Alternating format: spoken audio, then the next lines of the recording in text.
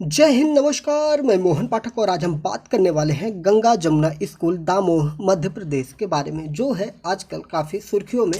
और कल उस विद्यालय पर चल चुका है नगर पालिका का हथौड़ा और लगातार सुर्खियों में बना हुआ है। तो आइए जानते हैं क्या है धर्मांतरण का मामला और क्या है बुर्खा और हिजाब का मामला। तो बात करते हैं कि इस स्कूल में हुआ क्या है। तो इस स्कूल में एक पोस्टर वायरल हुआ था जिनमें टॉपर्स की लिस्ट जारी की गई थी और उस पोस्टर में जो लड़कियां दिखाई दे रही थीं तो उसमें हिंदू बच्चियां जो थीं वो हिजाब पहने हुए दिखाई गई। और इसके बाद मामला तूल पकड़ता है और मामला शिवराज चौहान और वहाँ के नरोत्तम मिश्रा गृह मंत्री के पास और मुख्यमंत्री के पास पहुँचता है। जब ये मामला बड़े बड़े अधिकारियों के पास पहुँचता है तो इस मामले का खुलासा होता है। यहाँ के प्रिंसिपल को भी गिरफ्तार कर लिया गया है, साथ ही साथ दर्जन भर लोगों के ऊपर कार्रवाई की बात की जा रही है। आइए जानते हैं पूरा मामला किस प्रकार से सामने आया। इस स्कूल में पढ़ने वाले कुछ बच्चों ने इसका विरोध किया, उनके अभिभावकों ने भी विरोध किया कि स्कूल के जो बच्चे हैं स्कूल की मान्यता रद्द होने से कहाँ उनको पढ़ाया जाएगा, किस प्रकार से उनको पढ़ने लिखने की आज़ादी होगी, कहाँ उनको पढ़ाया जाएगा। तो इसमें जिला कलेक्टर के द्वारा या वहाँ के बेसिक शिक्षा अधिकारी के द्वारा ये कहा गया कि बच्चों को किसी भी शासकीय या अशासकीय विद्यालय में इंग्लिश मीडियम से ही पढ़ने की व्यवस्था कर दी जाएगी। इसके लिए अभिभावकों को चिंता करने की ज़रूरत बिल्कुल भी नहीं है। तो 2 जून को इस स्कूल की मान्यता रद्द कर दी गई थी और इस स्कूल में छात्राओं को जबरन हिजाब पहनाने और धर्म परिवर्तन का आरोप लगा था, जिसकी अभी भी जांच चल रही है। लेकिन कुछ बिल्डिंग्स की परमिशन न होने के कारण यहाँ पर डेमोलिशन यानी कि घर को स्कूल को गिराया भी जा रहा है। बात करते हैं तो क्या हुआ था।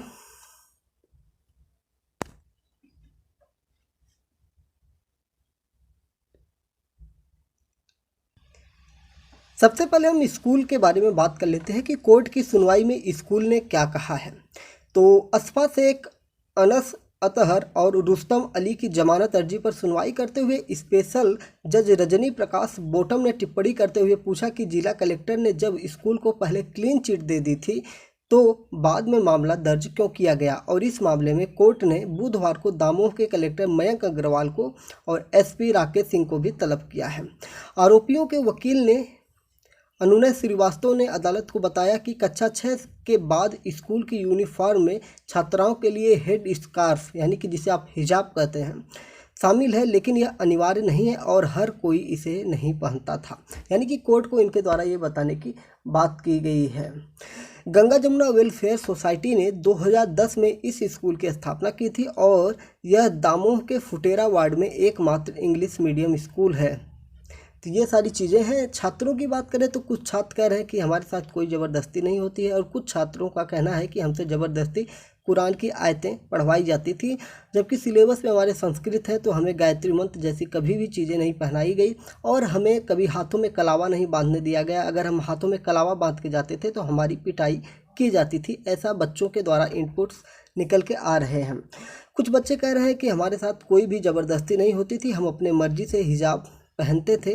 और कुछ बच्चियों का कहना है कि ना पहनने पर उन्हें शारीरिक और मानसिक दंड दिया जाता था।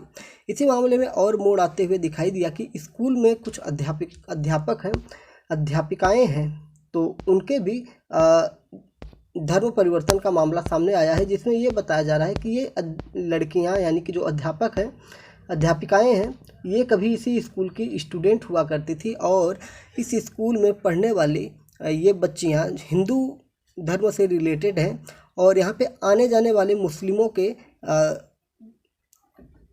संपर्क में आती हैं। जो मुस्लिम युवा होते हैं उनके संपर्क में आती हैं और धीरे धीरे इनके बीच में प्रेम प्रपंच होता है और फिर उसके बाद इनका निकाह हो जाता है।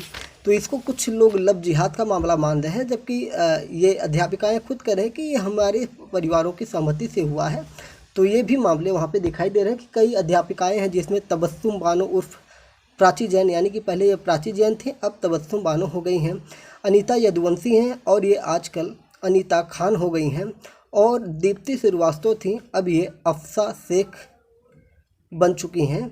दामोह स्कूल की ये स्टोरी है। अनीता खान कहती हैं कि मेरी शादी 2013 में हुई थी। 2021 में मैंने स्कूल में पढ़ाना शुरू किया था। इंटरव्यू में मेरिट में आने के कारण मेरा स्कूल में सिलेक्शन हुआ। धर्म परिवर्तन सर ने करवाया, यह पूरी तरह से गलत है। यानी कि धर्म परिवर्तन मेरा ज़बरदस्ती नहीं करवाया गया था।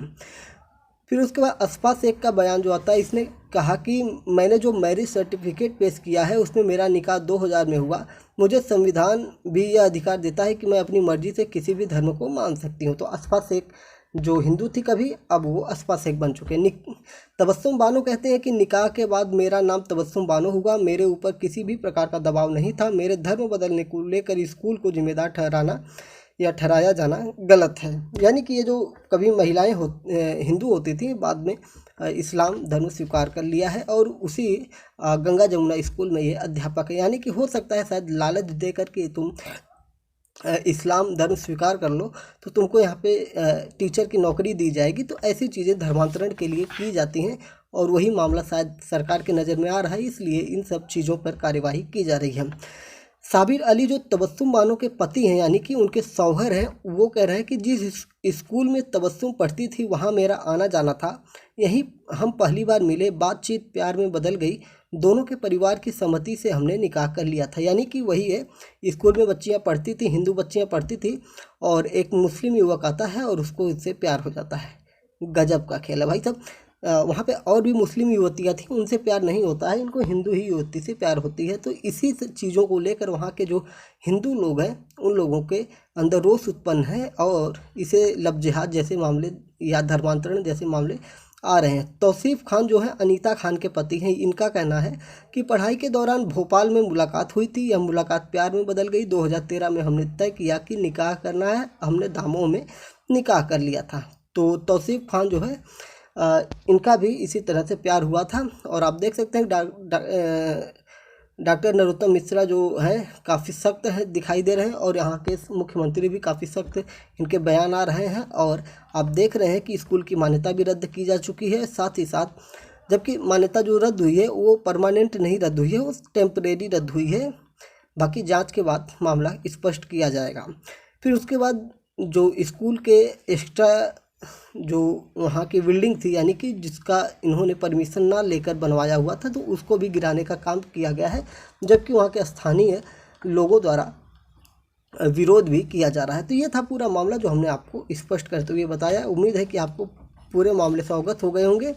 जय हिंद, नमस्कार, भारत माता की जय। अगर हाँ चैनल पर नए हैं तो चैनल को सब्सक्राइब कर लीजिएगा, जिससे आपको डेली करंट अफेयर्स और देश दुनिया की खबरों से रूबरू होने का मौका मिलेगा, जिससे आपको पूरी दुनिया में क्या चल रहा है, पूरे भारत में क्या चल रहा है, वो सटीक और 100% एथेंटिक प्रामाणिक चीज़ों के साथ प्राप्त होगी। जय हिंद, नमस्कार, भारत माता की जय।